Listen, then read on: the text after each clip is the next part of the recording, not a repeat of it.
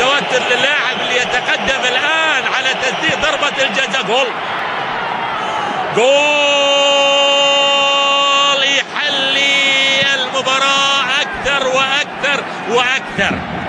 يعني شوف، برشلونة ما يلوم إلا نفسه، فريق على أرضه على ملأ، إن حدث التعادل مثلا، لكن لغاية الآن برشلونة جوارديولا ما يلوم إلا نفسه على الإطلاق.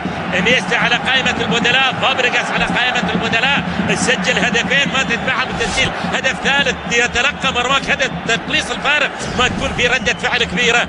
إذا النتيجة منطقية لغرناطة اللي يسيطر على 15-16 دقيقة، لكن أهم ما في الموضوع أن توجه بتسجيل هدفين متتاليين. هنا ضربة الجزاء وهنا الهدف الثاني، وقد تكون النتيجة تاريخية اليوم من حدثت.